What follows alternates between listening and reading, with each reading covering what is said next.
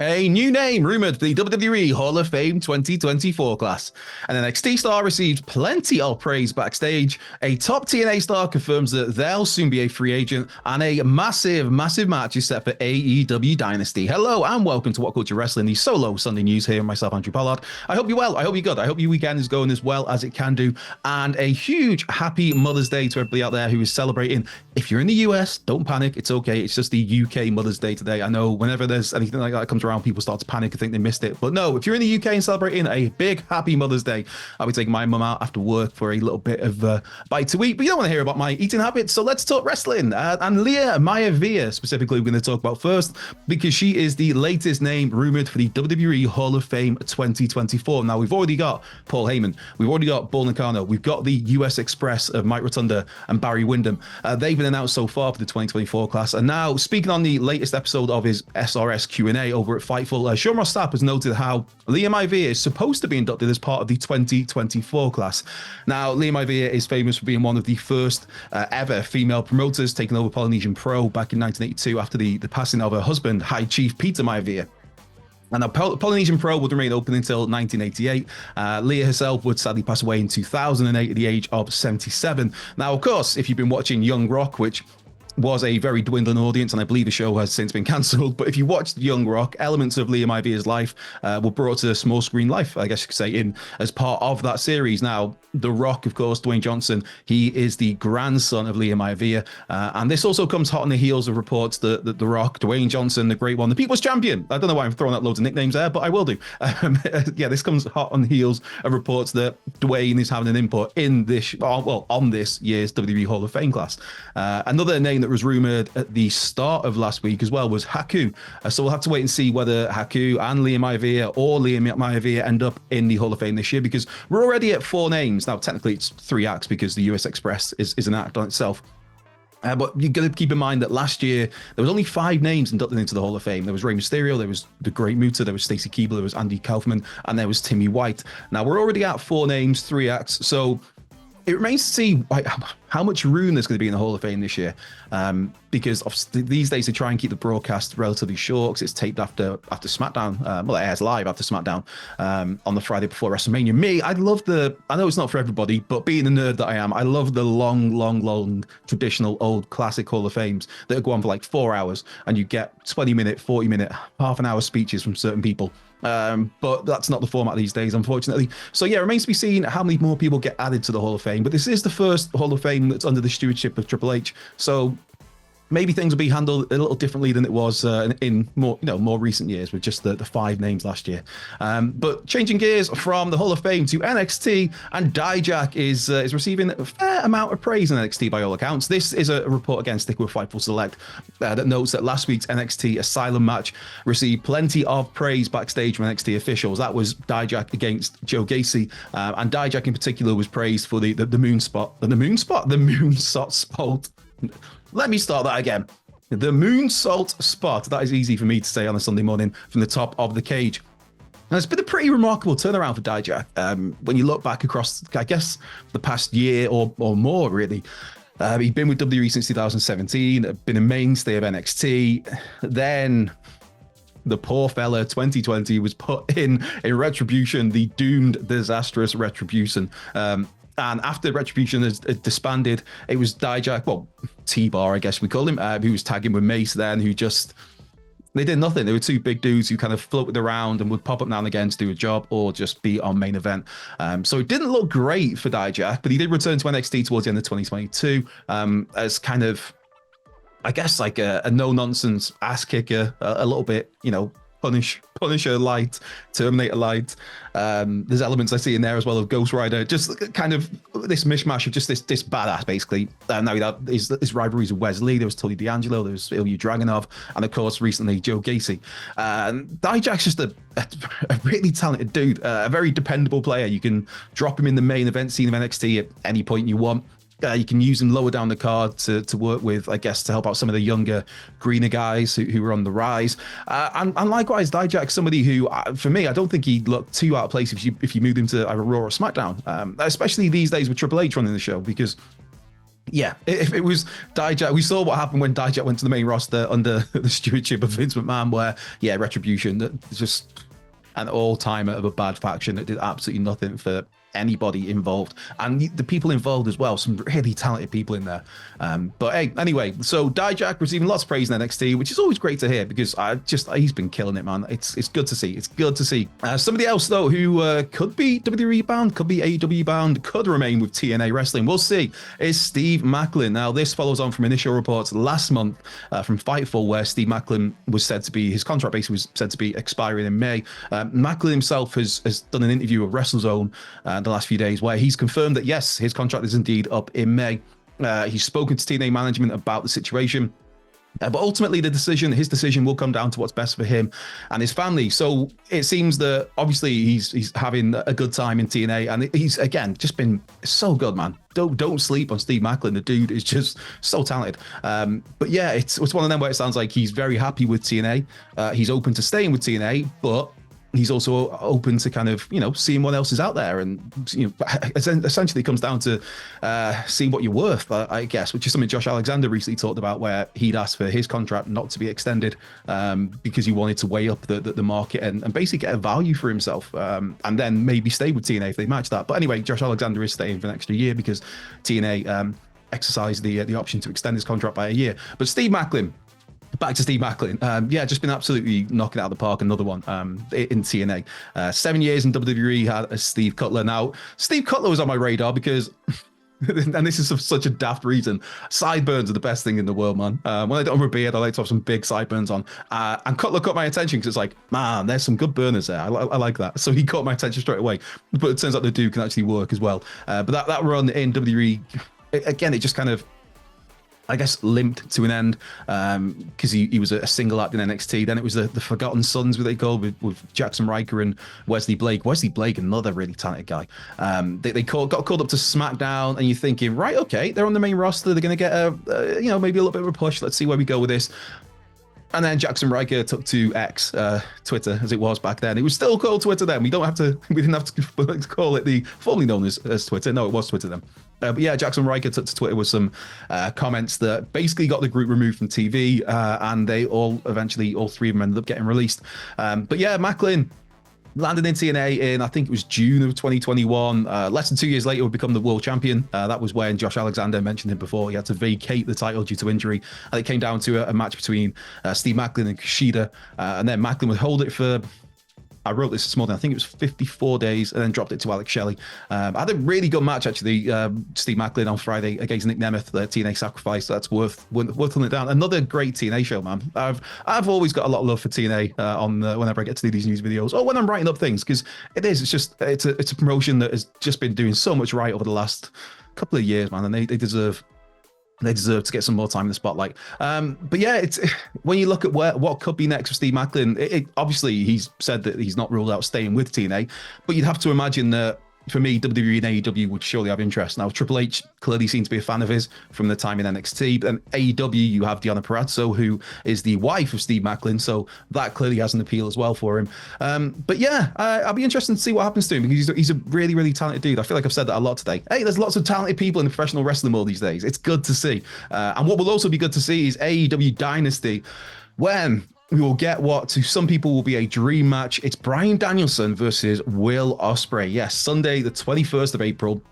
This is a match that was announced on AEW Collision last night, where Danielson beat Shane Taylor in the opening match. Ospreay came out, of course, on Dynamite last week. They had like a brief little stare down. But yeah, Ospreay came out after the match. Bryan basically just laid down the challenge for Dynasty with the logo, the pay-per-view logo in the background. It was nicely shot, actually, with the two of them in the ring. And the answer from Will Ospreay was a definitive yes, bruv. So yeah, this is a first time ever match. And like I said, it's a genuine dream match for a lot of people. For me, as soon as it was looking like Ospreay was heading to AEW, to me, the first match that came to mind when people would talk about, like, oh my God, who do you want to see him wrestle? Bryan Danielson. Because it's just, especially as well, this is Bryan, who's now winding down his full-time career, and he's almost got this kind of like checkbox, his bucket list of like, right, what do I want to get done? He's not retiring, obviously, after this year, but this is his last year as a full-time performer. And so, yeah, Brian and Ospreay, man, that's going to be a lot of fun. Yeah, that immediately makes Dynasty a must-watch for me. Right, let's get to some of your questions to wrap things up. Where are we? Let's have a look. There's quite a few that come in today. And it's been quite a slow news day, so I always appreciate the questions. Right, where is our first question? I've totally gone past all of this. You probably should prep this before you go on and record a video, is what I'm saying in my head. But instead, I'll just scroll through Twitter, and there we go. Andy McManus with the first question. Hello, Andy. Could WWE's ring sponsorship deal with Prime lead to a storyline between Logan Paul and Gunther? Remember, the ring is sacred. The ring is indeed sacred. I like that thought. I mean, at the moment, they're both champions on different brands. So I can't see anything in the immediate future. But if you wanted to go that route, there's definitely something there. And I think Gunther and Logan Paul could be a whole lot of fun together. Logan Paul, love him or hate him, you can't dispute how good the guy is in the ring, especially for someone with such relatively low experience. It's like, yeah, the guy gets it. And Gunther obviously is one of the very best in the world. Some would say the best in the world. So yeah, I mean, that's a fun story you could get to where, yeah, Logan Paul has basically desecrated the ring by putting a big, giant, gnarly Prime bottle in there. Right, Hector Garcia III's got in touch. Hey, Hector. What a picture. Hello, Daisy. Hello, Godzilla Peg. In the Rock, Roman, Cody, Seth program, Cody feels on par with Rock, Roman, and Seth feels secondary. Assuming Cody wins at WrestleMania, I assume he'd go to SmackDown, and seemingly Raw would still feel secondary regardless who's champ. Thoughts? Daisy says hello. Hello, Daisy. What a picture. As always on a Sunday, or any day of the week, send me pictures of your pets. It does put a smile on my face, especially on a Sunday when it's myself and editor Ryan kicking around working. It's, always good to see pets. Daisy looks magnificent. Yeah, Seth Rollins, he very much has felt secondary in this. I mean, the whole build, firstly, you had him basically begging Cody Rhodes to pick him for WrestleMania, which in itself wasn't a great look. And then since then, he's just kind of, obviously the big press conference he did where he was essentially in the background. Yes, he chirped up as the segment was going off the air when he was fronting up to The Rock and cussing The Rock out at that press conference. But yeah, he's very much felt the background player. But I will say this: I thought Friday definitely gave Seth a kick in the backside as a character, where he basically tells The Rock to shut up. I thought that was nicely done, and all of a sudden it's like, Seth feels quite a big deal here. But as for moving forward, whether if Cody does beat Roman and becomes the undisputed WWE Universal Champion as the head of SmackDown, does that necessarily make Raw feel secondary? I don't think it does, because Seth is great. Whether he has that title or not, the World Heavyweight title after WrestleMania, I don't know. But there's a lot of people there at the moment. Raw is ticking over nicely when you've got Drew McIntyre, who's putting in the best work of his career. So say you have Drew McIntyre come out of WrestleMania as the champ. What you can do with Drew is there's so much potential there with that. There's Damian Priest with the Money in the Bank contract still lurking. There's, of course, CM Punk is a Raw talent who's coming back. There's a potential of NXT call-ups in the aftermath of WrestleMania, maybe new signings incoming. So I don't think necessarily you can, just because Cody's on SmackDown after WrestleMania in theory, that you immediately write Raw off as secondary, because it all comes down to, as ever, it all comes down to creative. So we'll have to see. But I'm hopeful, optimistic. But I'm always hopeful and optimistic because I'm an idiot. Tom Talks Rubbish got in touch. Hey Tom, morning good sir. Thanks again for all you've done to help me and for being my 200th guest. Cheap plug. Yes, I sat down with Tom Talks Rubbish about 2 weeks ago now to record an interview with him, so go and check that out. I believe it'll be going live at some point in the next few days. As a fellow interviewer who is great at what you do, cheers Tom, who is on your interview Mount Rushmore in the wrestling media, Toby the Labradoodle says hi. Hey Toby, brilliant. Thanks so much for that picture, Tom.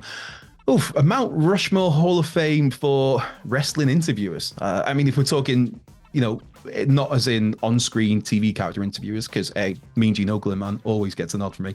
I mean, you're looking at currently we're lucky at What Culture Wrestling, where we have the #1 pro wrestling journalist in the world, Adam Wilborn, who did an excellent interview with Big E a couple of weeks ago. So Wilborn has to be on there for me. Best in the business, brother.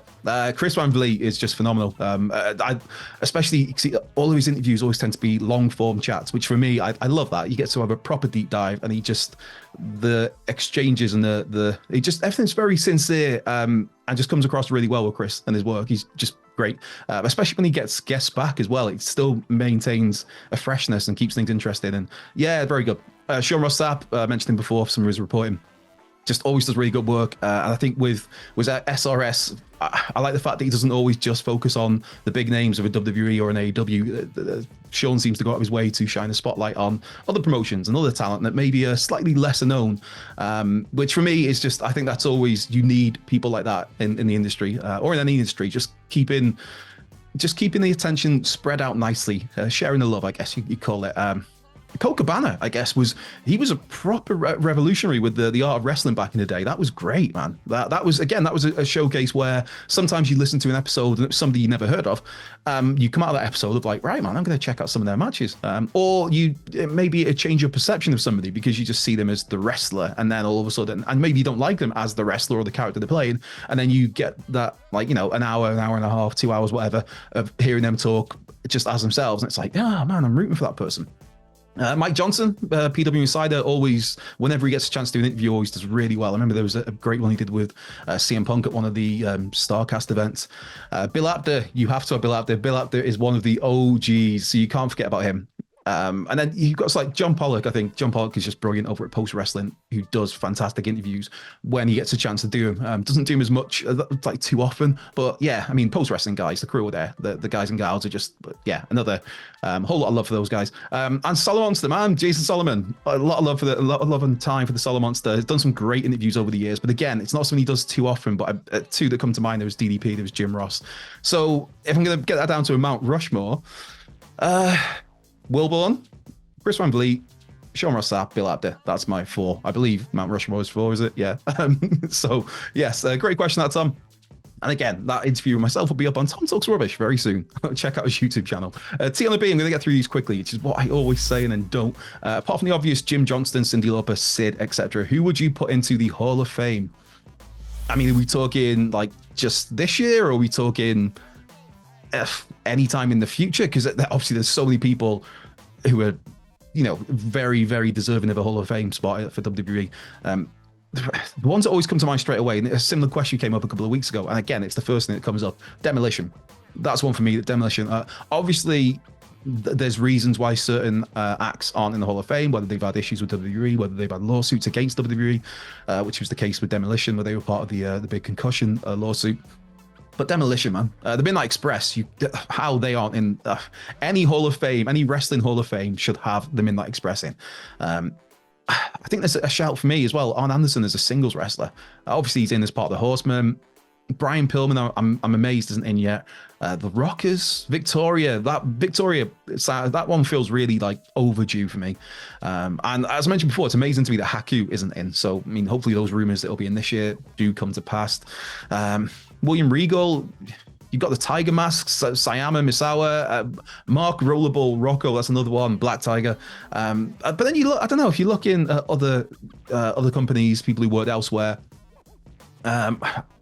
there's obviously clearly a shout there for Hiroshi Tanahashi. I mean, WWE inducted Jushin Thunder Liger a couple of years ago. The Great Muta has gone in as well. Obviously, Antonio Inoki went in a long time ago. But like Tanahashi, man, the ace. That's a shout.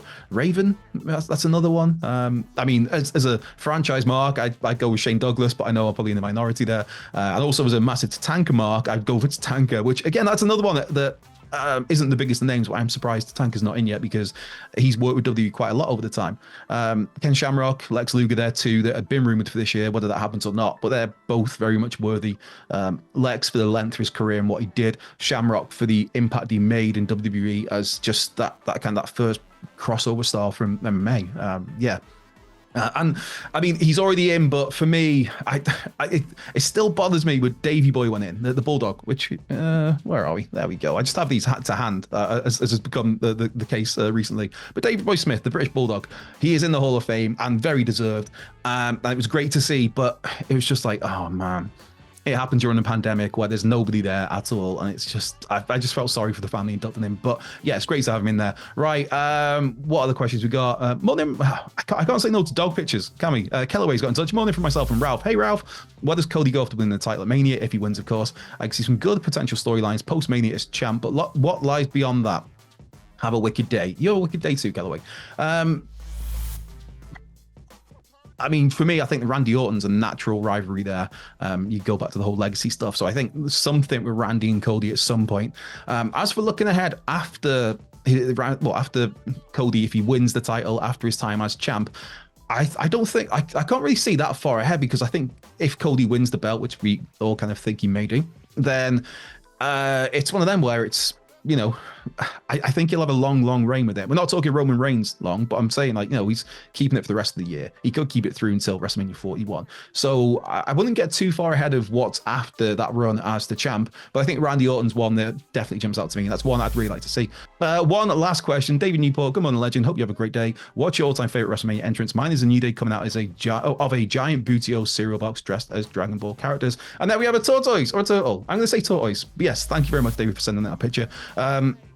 Favorite WrestleMania entrance, that's a great one. The return of the Hardys at WrestleMania 33 was brilliant, which keep in line with the New Day there, because obviously they introduced them. Some of the Undertaker ones over the years have been pretty special. Obviously, Shawn Michaels WrestleMania 12 pops to mind, but hey, nope. I'm still beefing with Shawn Michaels, so that's never getting that, especially as that's a match where he beat Bret Hart. So Gorilla Monsoon screwed him, man. I'm still not over it. But I'm going to go WrestleMania 9 and The Undertaker, because it just was terrifying to see him come out on this little like funeral cart with the vulture on his side. I mean, the match was awful. It was probably The Undertaker's worst ever match. It was Giant Gonzalez, God rest him. But yes, it was an entrance that very much sticks in mind with me. And also WrestleMania 9 is a massive guilty pleasure of mine, because I love the whole Caesar Palace get up, the open air arena. So yeah, I know it's technically one of the worst WrestleManias, but give me WrestleMania 9, give me The Undertaker. That's my entrance I'm going to go with. Right, this feels really long. I'm so sorry, editor Ryan. Blame it on the caffeine. I've been Andrew Pollard at What Culture Wrestling. This has been the Solo Sunday News. I will not be back next weekend because I have a weekend off, but somebody will be here to fill in for me. You have a great rest of your day. And again, happy Mother's Day to all celebrating. I'll catch you soon.